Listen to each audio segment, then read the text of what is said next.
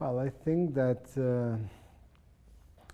I mean, personal becomes political when it enters in relation with other contexts, with other personalities, with other stories, with other contexts. So, I mean, in the work that I'm presenting here, we have this attempt of personal communications, but in the frame of a moment of conflict in Europe, you know, or just after the conflict, let's say, but still the conflict was present. You know, the fact that the work, I mean, it's dealing with this story where many Italians that were present in Albania after the Second World War remained blocked, remained in the country without having the possibility to go back, but also without having the possibility to communicate with their families and with their friends. And so so it means that somehow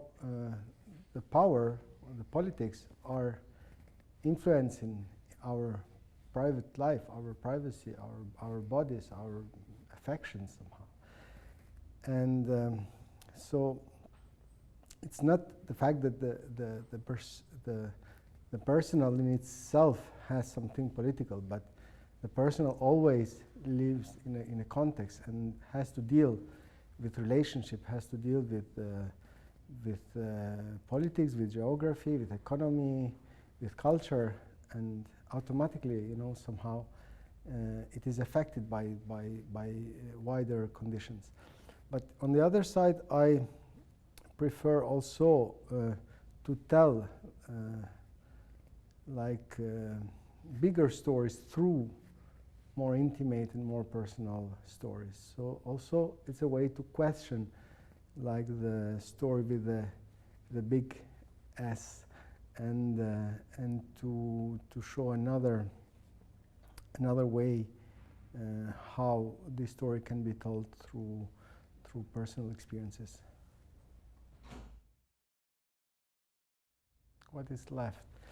And this is a good question, and this is what actually I am concerned, you know. So in all these transformations, in all these movements, in all these changes, what remains, you know? What is left, as you said? And this is not something stable. What is left is not stable itself, you know. It's something that stays in between things, you know.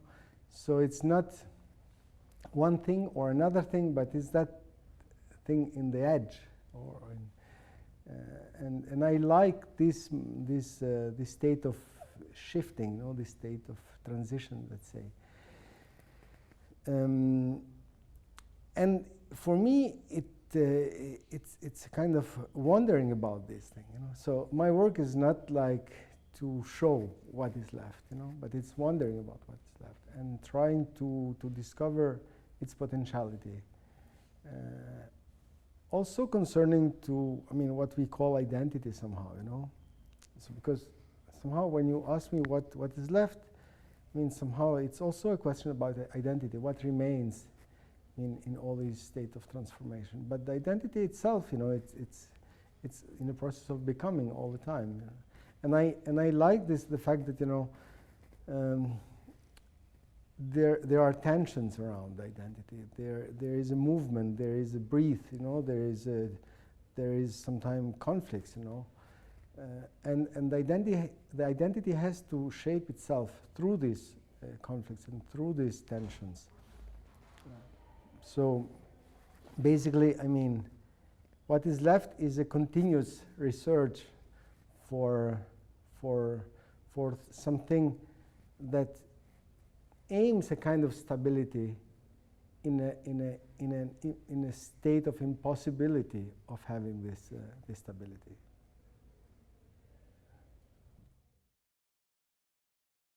Yeah, I often say that I am a painter that does videos, you know, because I studied painting. I have been working with drawing and painting since I was very little, and I still keep doing some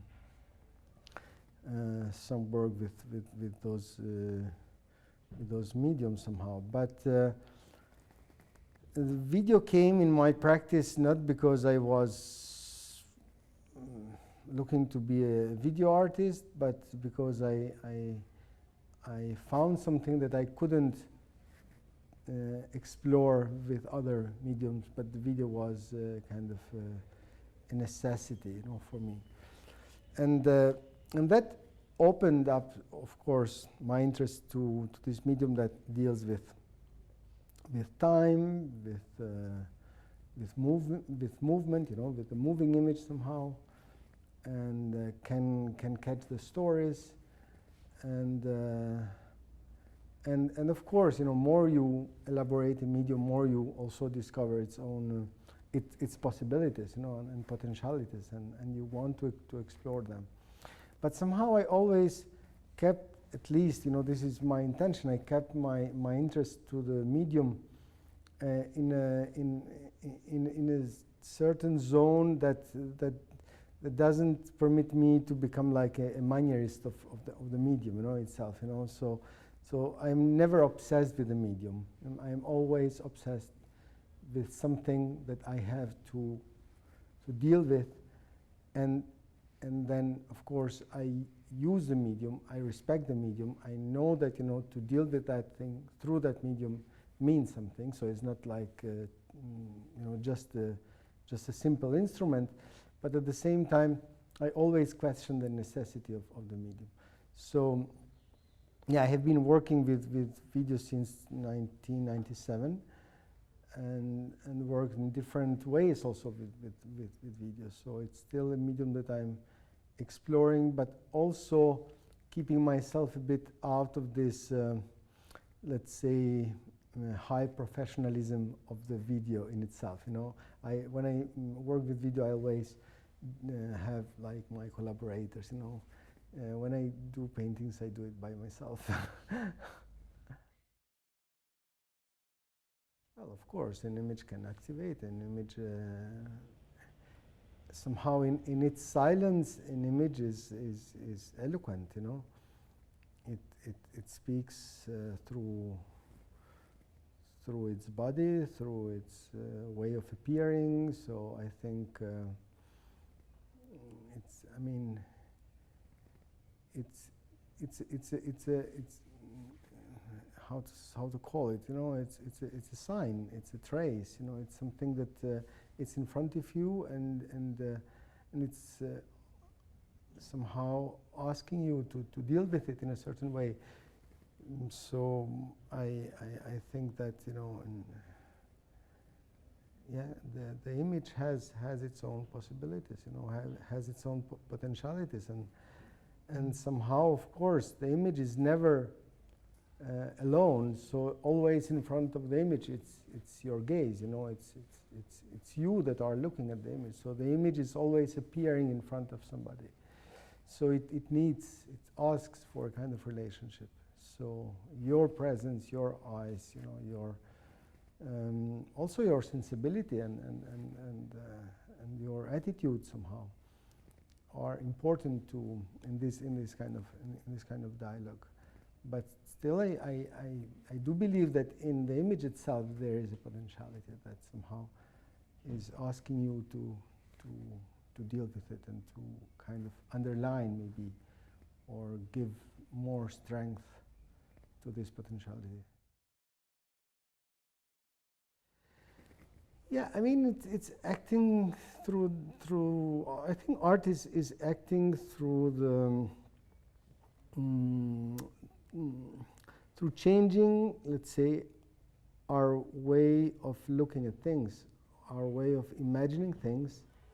It's offering other possibilities of imagining the world, and it's offering other fantasies. It's offering other sensibilities, you know. So I think it has to do with the affection itself, you know. So art, I think it's born thanks to the affection that it's getting from the world, but also has the power to affect the world. So of course, I mean, to do this, art also has to, like everything, I think, has to know about its limits, you know. So to deal with what you can, you also have to deal with what you cannot. So I think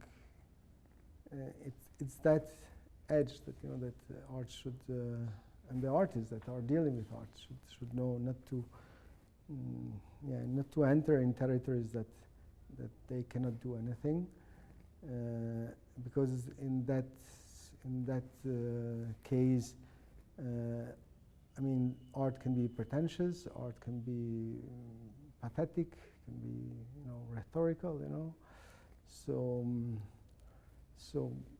art can deal with the world, but and also, I mean, dealing with the world can affect the world somehow, because can affect also our way of perception of the world. But of course, to do this, art, I think, and the artist has always to question what they can and what they cannot. Yeah, what to do to keep going, So this is it's a continuous effort, is a continuous fight, is a continuous struggle, is a continuous critique and self-critique of the world, and of what we do in this world. So it's never about finding a formula, I think. I'm coming from a country that, or from a regime that somehow, used to have a formula to read the history and to predict the future, and that was a total failure. So I'm not searching for new formulas, but I'm trying to question all the time my position, and also, I mean, the things that are going on. And try to deal with things, and trying to be active, and keep going, So it's not about finding finally what to do, It's about searching all the time and putting this question in front of you.